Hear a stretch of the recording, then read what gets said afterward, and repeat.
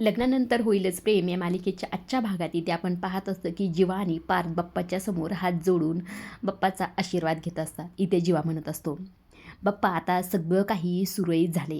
तेव्हा पार्थ देखील म्हणतो, यापुढेही असं सगळं सुरळीत राहू दे देवा, असे इथे पार्थ म्हणत असतो. तेव्हा जीवा देखील म्हणतो, दादा बघता बघता लग्न आले आपलं जवळ. तेव्हा पार्थ देखील म्हणतो, परवा मेहंदी आहे, हळद आहे.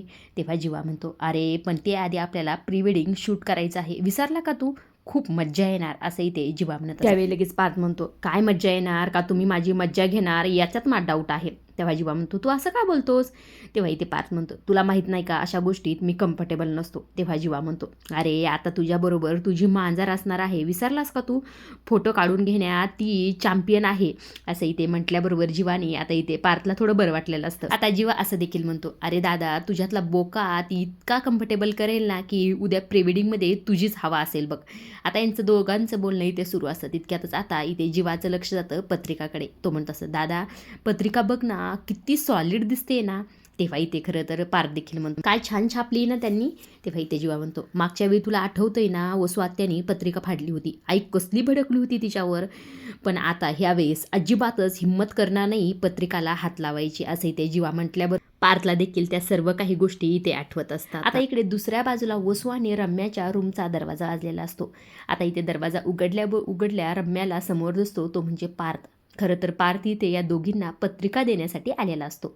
आता इथे पार्थला समोर पाहून रम्या म्हणत असते, ये ना पार्थ, तुला काही हवं होतं का? तेव्हा पार्थ म्हणतो, मला काहीही नको, मीच तुम्हाला काहीतरी द्यायला आलो आहे, असं म्हणून आता रम्याच्या हातात ती पत्रिका ठेवतो. आता ती पत्रिका पाहून खरं रम्याचा चेहरा बघण्यासारखा झाला होता. आता इथे पार्थ म्हणत असतो, मागच्या वेळी वसू आत्याला पत्रिका दिली होती पण तिने फाडली, यावेळी तुला देतोय, जस्ट तुला सांगतोय, यावर जी 2 नावं आहेत ना ती 2 नावं ही पत्रिका फाडून वेगळी करता येणार नाही, असं इथे पार्थ म्हणतो. आता हे पार्थचं बोलणं ऐकून लगेच वसू म्हणते, अरे पार्थ त्यावेळची परिस्थिती वेगळी होती. आता खरं तर वसूचं बोलणं थांबून लगेच रम्या म्हणते, आई 1 मिनिट थांब. आणि पार्थला म्हणत असते की एक तर पत्रिका फाडण्याचा वेडेपणा आईने केला होता, मी नाही. आणि आता तर माझा विषयच वेगळा आहे, कारण मी बदलली आहे, असं इथे रम्या म्हणत असते. तेव्हा लगेच पार्थ म्हणतो, बदलली असेल तर चांगलीच गोष्ट आहे, पण हा तुझ्यातला अचानक झालेला बदल खरं तर मला मान्यच करवत नाही, असं इथे पार्थ म्हणत असतो. तेव्हा लगेच रम्या म्हणते, ठीक आहे ना, इट्स ओके, तू तुझा टाईम घे, कदाचित मी जर तुझ्या जागेवर असते तर मी सुद्धा माझा वेळ घेतलाच असता की, असं इथे रम्या म्हणत असतं. पार्थला मात्र ह्या रम्याच्या बोलण्यावर खरं अजिबातच विश्वास नसतो. आता इथे खरं तर पार्थ काहीच बोलला नसतो. त्यामुळे रम्या परत म्हणते, खरं सांगू का पार्थ, तुझ्या मागे मागं फिरवून तुला मिळवण्याचा भाबडा प्रयत्न करणं मलाच नकोसं वाटतंय.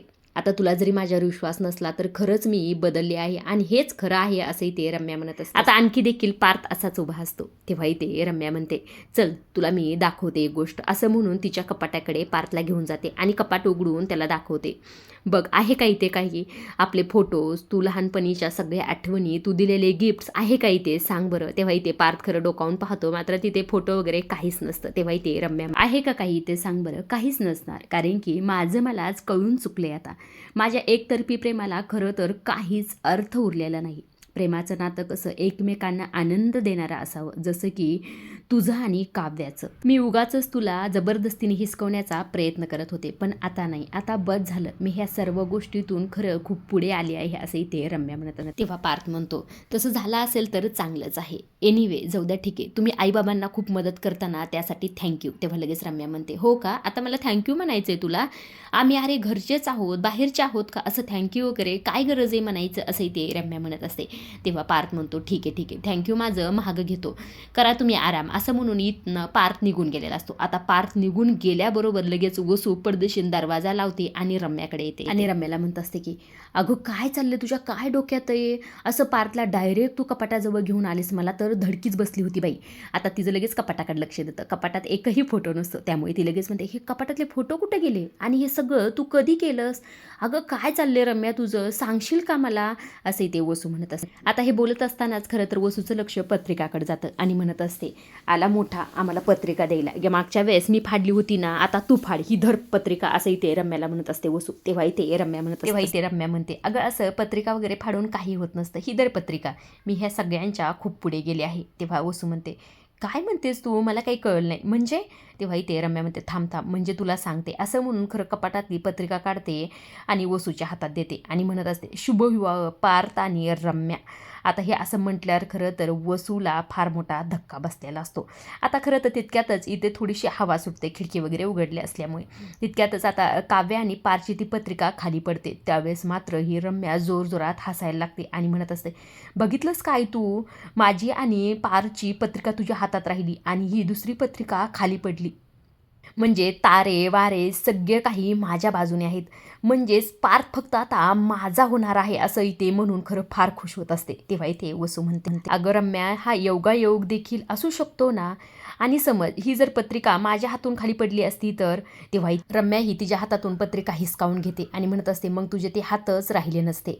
असं म्हटल्यावर खरं वसू फार घाबरलेली असते. मात्र ही रम्या ती पत्रिका जवळ घेते आणि त्या पत्रिकाची ते कीस घेत असते आणि त्या पत्रिकाकडे एकटक पाहतच राहत असते. हा सगळा काही प्रकार पाहून खरं वसू फार घाबरलेली असते. आता इकडे दुसऱ्या बाजूला इथे प्री वेडिंग शूट असतं. आता इथे नंदिनी त्याचबरोबर जीवा या दोघांचं प्री वेडिंग शूट सुरुवातीला दाखवलेलं असतं. नंदिनी ते खरं तर खूपच सुंदर अशी तयार झालेली असते. त्यावेळेसच इकडे टेलिफोनच्या बाजूला खरं नंदिनी बसलेली असते. त्यावर फोन आलेला असतो, तो म्हणजे जीवा. आता इथे नंदिनीने तो फोन उचललेला असतो आणि ते बऱ्याच वेळी ते बोलत असतात. आता इकडे दुसऱ्या बाजूला लायब्ररीमध्ये असते ती नंदिनी आणि तिथे पुस्तक वाचत असते. आणि इकडे दुसऱ्या बाजूला देखील दाखवलेलं असते की नंदिनी जिन्यावर बसलेली असते आणि जीवा तिचे फोटोशूट इथे करत असतो. यांनी बरेच आता इथे फोटो काढलेले असतात. जीवा इथे छान असे नंदिनीचे इथे फोटो काढत असतो. त्याचबरोबर आता इकडे दुसऱ्या बाजूला दाखवलेलं असतं की पार्थ आणि काव्याचं फोटोशूट. खरं तर इथे हे दोघे देखील फार कमाल असे दिसत असतात. इकडनं एंट्री झालेली असते ती म्हणजे पार्थ. आता पार्थ देखील इथे फार हँडसम दिसत असतो. तो इथे वाट पाहत असतो काव्याची. आता काव्याची देखील इथे एंट्री होते. पार्थ छान असा बुलेटवर बसलेला असतो. हे दोघे देखील इथे छान बुलेटवर फोटोशूट करतात. छान असे यांचे फोटो इथे आलेले असतात. हे दोघे देखील इथे कमाल असे दिसत असतात. खरं तर हे दोघे देखील इकडे वेगवेगळ्या पोजमध्ये छान असे फोटोशूट इथे करत असतात. त्याचबरोबर इकडे दुसऱ्या बाजूला देखील हे दोघे देखील इथे फार कमाल दिसत असतात, म्हणजे जीवा आणि नंदिनी. आता खरं तर इथे जुन्या पद्धतीसारखा इथे कप असतो चहाचा, तो दोघांच्या मध्ये असतो. आता इथे नंदिनी तो चहा पिते आणि जीवाला ऑफर करते. जीवा देखील त्याच कपाने इथे चहा पित असतो. छान असा रोमॅन्टिक सीन इथे दाखवलेला असतो. आता खरं तर इथे दोन्ही फोटोशीट इथे छान दाखवलेलं असतात. इथं फक्त एक गाणं प्ले झालेलं असतं. फक्त मी एक्सप्लेन करण्याचा इथे प्रयत्न करत आहे, समजून घ्या. आता इकडे दुसऱ्या बाजूला देखील दाखवते. स्कूटीवर छान असे काव्य आणि पार्थ बसलेले असतात आणि इकडे खरं तर आता दोघांचा इथे ड्रेस चेंज होतो. इथे काव्याने छान असा गाऊन घातलेला असतो, स्लीवलेस. ती इथे छान अशी कमाल दिसत असते. हे दोघे इथे छान असा फोटोशूट इथे करत असतात आणि इकडे दुसऱ्या बाजूला देखील यांचे ड्रेस चेंज झालेले असतात. इकडे नंदिनीने देखील छान असा रेड कलरचा गाऊन वेअर केलेला असतो. खरंच हे सगळेजण फार मस्त असे दिसत असतात. छान असं फोटोशूट यांनी केलेलं असतात, फोटो काढलेले असतात, व्हिडिओ देखील काढलेले असतात. हे सर्व काही छान असं प्री वेडिंग शूट यांचं झालेलं असतं. यांचं खरं तर प्री वेडिंग शूट बघण्यासारखं कमाल असं झालेलं असतं. समोर तुम्हाला दिसतच आहे सर्व फोटो. आता प्री वेडिंग शूट तर झालेलं असतं. आता तयारी असते ती म्हणजे मेहंदीची. आता इथे खरं तर छान असं सर्वजण तयार होऊन आलेले असतात. इथे छान असं टॅगलाईन देखील लावलेलं असतं, प्रेमानंतरच्या लग्नात तुमचं स्वागत आहे. आता इथे खरंच चित्रा आणि रेखा गप्पा मारत असतात. काव्या आणि ह्या सगळ्यांचं प्री वेडिंग शूट किती छान झालं ना, अशा यांच्या गप्पा इथे चालू असतात. इथे खरं तर आपली काव्या आणि नंदिनी छान अशा दोघी देखील तयार झालेल्या असतात. छान असा यांनी हॉल इथे बुक केलेला असतो, तो छान असा डेकोरेट देखील इथे केलेला असतो. आता चित्रा आणि रेखा खरं तर या दोघींचं ऑप्शन इथे करत असतात, त्यांना आतमध्ये इथे घेत असतात. म्हणजे छान असा पाहुणचार इथे सगळ्यांचा झालेला असतो. आता खरं तर इकडे काव्या आणि नंदिनी आतमध्ये हॉलमध्ये आलेले असतात. आता खरं तर त्यांना डेकोरेशन पाहून फार छान वाटलेलं असतं. आता इथे काव्या म्हणत असते किती छान आहे ना गं ताई हे सर्व काही डेकोरेशन, मला फार आवडलं, चला आपण सेल्फी काढूया असं इथे काव्या म्हणते आणि छान असे सेल्फी ह्या दोघी इथे घेत असतात.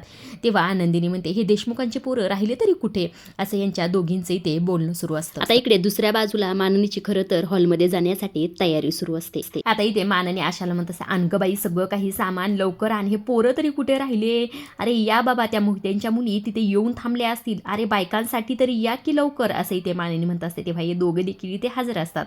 तेव्हा इथे जीवा म्हणतो, अरे बघून दे रे वाट, जाऊ दे, तुला माहिती आहे का काल प्री वेडिंग शूटला त्यांनी किती आम्हाला वाट बघायला लावली तर, असं इथे जीवा म्हणत असतात. तेव्हा पार्थ देखील म्हणतो, खरं तर हे दोघं मुद्दाम मानिनीची खेचत असतात. तेव्हा पार्थ म्हणतो, काय सांगू तुला, किती किती वाट बघायला लावली त्या दोघींनी. तेव्हा इथे मानिनी म्हणते, खरंच तू वाट बघितली का काव्यानी. तेव्हा पार्थ म्हणतो, काव्यानी, अरे बाबा हो रे बाबा, चल चल चल, नाहीतर ती फिसकारलेली मांजर अंगावर धावूनच येईल बघ. तेव्हा इथे मानिनी म्हणते, अरे युथ कुठे पण, त्याला घ्या की. तेव्हा इथे जीवा म्हणतो, आम्ही त्याला हाकललं. तेव्हा पार्थ देखील म्हणतो, प्रॉपर्टीमधून त्याला बेदखल केलं आम्ही. तेव्हा मानिनी म्हणते, काय करताय रे, असं काय बोलताय, लहान आहे ना तुमच्यापेक्षा, त्याला जरा सांभाळून घ्यायचं, असं वागतात का सांगा बरं, असं इथे मानिनी म्हणते. मानिनीचं बोलणं ऐकून खरं जीवा म्हणतो, काही सांभाळून वगैरे काही घ्यायचं नाही, काय म्हणतेस लहान आहे वगैरे, अगं लहान वगैरे काही राहिला नाही, तो आम्हाला काय विचारतो माहिती का तुला, हनीमूनला कुठे जाणार म्हणून. तेव्हा मानिनी हे ऐकून खरं तोंडावर हातच ठेवते. तेव्हा इथे पार्थ देखील म्हणतो, त्याचं वय काय, तो बोलतोय काय, आम्हाला काय म्हणतोय माहिती का, एकमेकांना तुम्ही फिसकारलेली मांजर आणि बोका म्हणता, आणि पसारेवाला आणि चकाचकबाई म्हणता, मग हे सगळं काही तुम्ही पत्रिकावर का नाही छापून आणलं, मग लोकांना देखील कळलं असतं, म्हणूनच त्याला आम्ही हाकललं. हे पार्थचं बोलणं ऐकून खरं मानिनी फार हसत असते. तेव्हा जीवा देखील म्हणतो, आता खरं तर त्याची मज्जाच बघणार आहोत, त्याचं लग्न जमू दे आणि त्याचं लग्न होऊ दे, मग बघू त्याच्याकडे. तेव्हा इथे मानिनी म्हणते, अरे बाबा त्याच्या लग्नाला वेळ आहे आणखी, तुमचं बघा, सगळे तिथे वाट पाहत असतील. तेव्हा जीवा म्हणतो, हा बरोबर ठीक आहे, चला वसुआ त्या रम्या कुठे, नाही तर परत म्हणायचे की आम्हाला सोबत घेऊन गेला नाहीत वगैरे. तेव्हा इथे मानिनी म्हणत असते, हो हो त्यांना आवाज दिलाच पाहिजे, असं म्हणून खरं तर मानिनी इथे रम्याला आवाज देते. आता रम्याला आवाज दिल्याबरोबर रम्या इथे बाहेर येते आणि काय मामी असं इथे म्हणत असते. तेव्हा इथे मानिनी म्हणत असते, अगं वसुताईचं आणि तुझं आवरलं का, चला की उशीर होतोय. तेव्हा इथे रम्या म्हणत असते, नाही मामी जरा आईचं आवरायचं राहिलं आहे, आम्ही येतो मागणं, हो समोर तुम्ही, असं इथे रम्याचं बोलणं ऐकून खरं मानिनी म्हणत असते, तुम्ही येता हे बरोबर आहे, मात्र दरवाजा खिडके नीट बंद करून येताना सर्व काही. तेव्हा इथे रम्या म्हणते, नका काळजी करू मामी, आम्ही सर्व काही बंद करून व्यवस्थित येतो, असं इथे रम्या म्हटल्याबरोबर खरं इकडे मानिनी, पार्थ आणि जीवा आणि आशा बाप्पांच्या पाया पडतात आणि सगळा पसारा वगैरे सर्व बॅगा वगैरे घेऊन इथे हॉलमध्ये जाण्याच्या गडबडीत निघाली असतात. इकडे आता हॉलमध्ये खरं तर नंदिनी आणि काव्याचं ऑप्शन वगैरे तर चित्र आणि रेखाने केलेलं असतं, मात्र इथे खरं तर शारदा आणि धनंजयचं देखील इथे या दोघींनी छान असं ऑप्शन केलेलं असतं. त्यांचा नमस्कार देखील केलेला असतो आणि त्यांना आतमध्ये घेऊन आलेले असतात, म्हणजे शारदा आणि धनंजयचा देखील छान असा इथे पाहुणचार झालेला असतो. इकडे आता दुसऱ्या बाजूला खरं तर वसू आणि रम्या तयार होऊन आलेल्या असतात. तेव्हा इथे वसू म्हणत असत, अगं रम्या का खोटं बोललीस, मी तर केव्हाची तयार आहे, तूच तर म्हणलीस मला रूममध्ये बस, का केलंस असं. इथे आता वसूने असं रम्याला विचारलं असतं. तेव्हा रम्या कारण शेवटच्या माणसावर बऱ्याच गोष्टी अवलंबून असतात आई. तेव्हा वसूला मात्र कळलेलं नसतं. वसू म्हणते म्हणजे. तेव्हा रम्या म्हणते म्हणजे शेवटचा माणूस जर घरातून बाहेर जाताना गॅस बंद करायला विसरला तर घरात मोठा स्फोट होऊ शकतो, समजा नळ बंद करायला विसरला तर घरात सगळीकडे पाणीच होऊ शकतं, असं म्हणून खरं तर ती आता खाली वाकलेली असते आणि त्या समायाकडे पाहून म्हणत असते, देशमुखांच्या आनंदावर आज मी हलकीशी फुंकर मारणार आहे, असं म्हणून दोन्ही समाया इथे विजवत असते. हे सगळं पाहून खरं तर वसू खूप घाबरलेली असते की ह्या पोरीला नेमकं करायचं तरी काय आहे.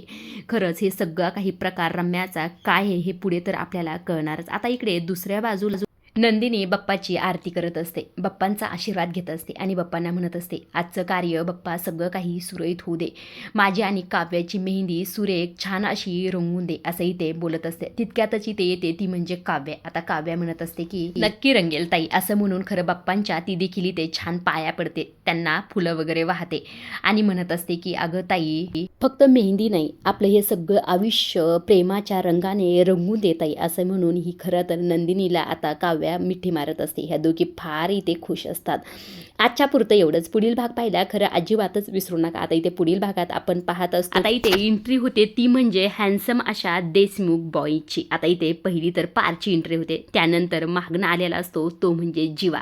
खरं तर हे दोघेही इथे फार सुंदर असे दिसत असतात, म्हणजे हँडसम दिसत असतात बरं का. आता इकडे दुसऱ्या बाजूला खरं तर मेहंदी छान अशी तयारी असते मेहंदीची. आता इथे नंदिनीच्या हातावर देखील मेहंदी काढणं सुरू असतं आणि इकडे काव्याच्या देखील हातावर मेहंदी काढणं सुरू असतं. मात्र आपली ही जी विलन असते ना, ती आता खरं तरी ते काहीतरी असा कांड करणार असते. ती खरं तरी ते हळकून ठेवलेले असतात का ते गपचूप चोरून हातात ठेवते. हातात घेऊन खरं तर इकडे जात असते. आता हे सगळं काही करताना रम्या खरं वसूचं तिच्याकडे लक्षच असतं, कारण की तिला तर रम्यावर आता विश्वास राहिलेला नसतो. इकडे खरं तर आता मेहंदी हाताला लागल्या असल्यामुळे ह्या दोघीला देखील भुका लागलेल्या असतात. त्यामुळे पार्थनी काव्यासाठी रेड वेल्वेट पेस्ट्री आणलेली असते आणि इकडे जीवानी नंदिनीसाठी छान असा वडापाव आणलेला असतो.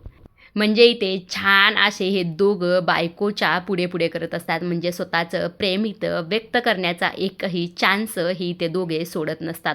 आता इकडे हे चौघं देखील ते फार खुश असतात. म्हणजे सगळी देशमुख फॅमिली खुश असतात. मात्र इकडे रम्या मात्र काय करते हे पाहण्यासारखंच आहे. कारण की रम्याने ते हळकुंड आता चोरून लपून आणलेलं असतं आणि ह्या घाणेच्या इथे टाकत असते. आता वसूचं इकडे खरं तिच्याकडे लक्षच असतं. ही रम्या हळूच ते हळकुंड त्या घाणेच्या ह्याच्यात टाकते. वसून हे बरोबर पाहितलेलं असतं. आता पुढे रम्या मात्र काय करते खरं पाहण्यासारखंच आहे. पुढे आता नेमकं काव्याच्या जीवाला धोका काय असं इथे वाटत आहे. आजच्या पुरतं एवढंच. अशा डेली मालिकेच्या अपडेट जर तुम्हाला जाणून घ्यायला आवडत असतील तर आपल्या चॅनलला जरूर सबस्क्राईब करा आणि पाहत राहा लग्नानंतर होईलच प्रेम. धन्यवाद.